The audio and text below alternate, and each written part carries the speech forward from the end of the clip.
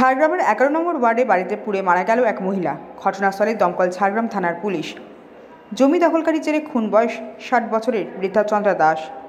সকাল হতে না হতেই অগ্নিদগ্ধ হয়ে খুনের ঘটনায় চাঞ্চল্য ছড়ালো ঝাড়গ্রামের ভরতপুরের বাসিন্দা চন্দ্রা দাসের। জানা যায়, সকালবেলায় ভরতপুরের এলাকার বাসিন্দা চন্দ্রা দাসকে বাড়ি থেকে বেরোতে না দেখে সকাল 9টা নাগাদ তার খোঁজ খবর নিতে চান এলাকার মহিলারা। বাড়ি গিয়ে দেখতে পায় বাড়ির দরজা খোলা। ভেতরে গিয়ে দেখতে পায় চন্দ্রা দাস অগ্নিদগ্ধ মৃত অবস্থায় মাটিতে পড়ে রয়েছে। ততক্ষণ এলাকায় শোরগোল পড়ে যায়। খবর দেওয়া হয় ঝাড়গ্রাম থানায়। ঝাড়গ্রাম থানার পুলিশ ও দমকল বাহিনীর তত্ত্বাবধানে মৃতদেহ উদ্ধার করে ময়নাতদন্তের জন্য পাঠানো হয়। এলাকাবাসীদের অভিযোগ, কয়েক মাস আগে ঝাড়গ্রামের চন্দ্রা দাসের পাশে আসেন তার দিদি নূপুর মজুমদার। কিছুদিন কাটতে না কাটতেই দুই বোনের মধ্যে জমি নিয়ে বচসা শুরু হয়ে যায়। কেউ কারোর সাথে কথা বলতেন না। বেশিরভাগ সময় নূপুর মজুমদার এলাকার মানুষদের চন্দ্রা দাসকে ভারসাম্যহীন হয়ে পড়েছে বলে জানাতেন। তবে এলাকার মানুষ চন্দ্রের সাথে কথা বলে স্বাভাবিক বলে মনে করতেন। কিন্তু আজকের এই ঘটনায় এলাকাবাসী চন্দ্রা দাসকে খুন করেছে নূপুর মজুমদার, এমনটাই দাবি করছেন প্রতিবেশীরা। তবে ঝাড়গ্রাম থানার পুলিশ মৃতদেহ উদ্ধার করে ঝাড়গ্রাম মর্গে পাঠায় ও নূপুর মজুমদার সংবাদ মাধ্যমকে জানান, জমি মাফিয়াদের কারণে তার বোন নূপুর মজুমদারের মৃত্যু হয়েছে। এর পেছনে আমাদের দুটি বাড়ি দখল করার জন্য অনেক দুদিন ধরে চক্রান্ত চলছে। ঝাড়গ্রাম থানার পুলিশ জিজ্ঞাসাবাদে নূপুরকে আটক করে ঝাড়গ্রাম থানায় নিয়ে যায়। তবে এলাকায় চাঞ্চল্য ছড়ালে কীভাবে এই ঘটনা ঘটল, এর পেছনে কী রহস্য রয়েছে তার তদন্ত শুরু করেছে ঝাড়গ্রাম থানার পুলিশ। আদৌ তার দিদি খুন হয়েছে না জমি সংক্রান্ত মাফিয়াদের চক্রান্ত রয়েছে, উঠছে প্রশ্ন।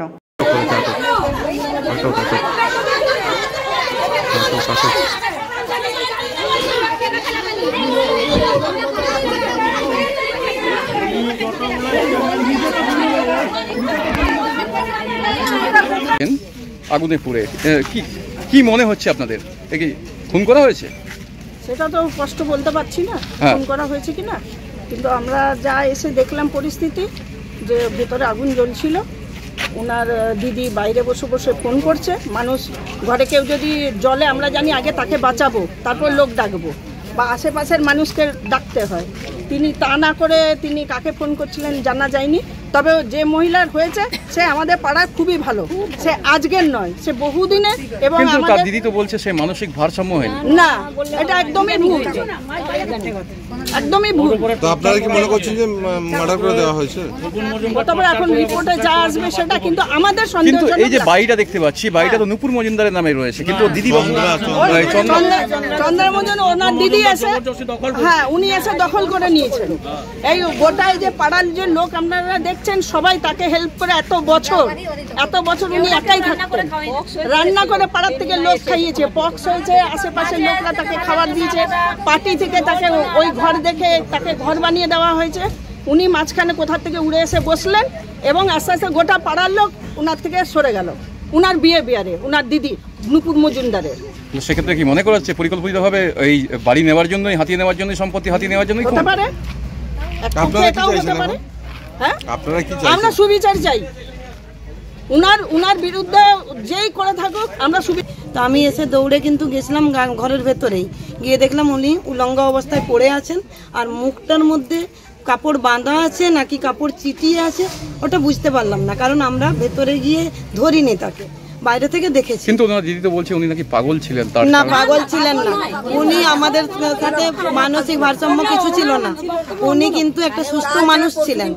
আর দিদি বিগত এই কয়েক বছর হলো এসেছেন, কিন্তু তার আগে আমরাই থাকতাম। মানে এখানে কি মনে হচ্ছে এই সম্পত্তি হাতিয়ে নেওয়ার জন্য কি খুন করা হয়েছে? দেখুন, ওটা তো নিজেদের সম্পত্তি, কি করার জন্য খুন করা হয়েছে বা আদৌ খুন করা হয়েছে কিনা এটা আমরা বলতে পারবো না, কারণ আমরা তো এরকম ভাবে বলতে পারবো না কিছু যে তাকে মারা হয়েছে, মানে আগুনটা লাগিয়ে দেওয়া হয়েছে নাকি উনি নিজে দিয়েছেন, কারণ আমরা কেউ ছিলাম না এখানে। কিন্তু উনি বলতেন যে আমি এখানে আর থাকতে পারছি না বৌমা, আমার খুব অত্যাচার হচ্ছে, এটা বলতেন। মানে ওনার দিদি কি অত্যাচার করতো? এখন ওইরকম বলতেন। এবারে সত্যি মিথ্যা এরকম বলতে পারবো না। আর আমরা আগে ওনাকে অনেক হেল্প করতাম, মানে রান্না বান্না করে এনে দিতাম, খাবার দিতাম। কিন্তু যতদিন ওনার দিদি এসছেন ততদিন কিন্তু আমরা আসতে পারিনি এই বাড়িটাতে, কারণ উনি আমাদেরকে অন্যরকম ভাবে বলতেন বলে আমরা আসি। এখন দেখুন, জায়গাটা এখানটা তো ওনারই বাড়ি, ওনাদেরকে এই দাদারা, এই যে দাদাকে দেখছেন, এই দাদা ওনাদেরকে পার্টির থেকে এই বাড়িটা করে দিয়েছিলেন। তো উনাকে কিন্তু কোনোদিনও এখানে থাকতে পারলেন না। হ্যাঁ, ওনার দিদি এসে এখানে থাকলেন আর ওনাকে এরকম ভাবে আজকে চলে যায়। আপনার বিরুদ্ধে আপনার বোনকে মেরে দেওয়ার অভিযোগ, কি বলবেন? পাড়ার লোক তাই বলছে। কিচ্ছু বলার নেই আমার। আপনি সম্পত্তি দখলের জন্য আপনার বোনকে আমি সম্পত্তি নিয়ে কি করব? সম্পত্তি আমাদের ওয়ারিশ আছে, প্রতিবেশীরা তাই বলছে, অভিযোগ আপনার ওয়ারিশ আছে। তাদেরকে তাহলে আমি কি মেরেছি না তারা কোথায়? সেক্ষেত্রে অভিযোগ রয়েছে আপনার বোন মানসিক কোনো ভারসাম্যহীন নয়।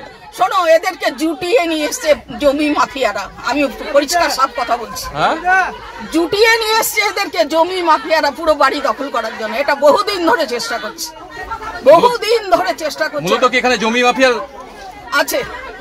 আছে, নালে ওদের কি স্বার্থ আছে আমার পিছনে লাগার? এবার আমাকে ফাঁসিয়ে ওরা পুরো বাড়িটাকে দখল করবে, এইটাই একটাই উদ্দেশ্য, আর কিছু না।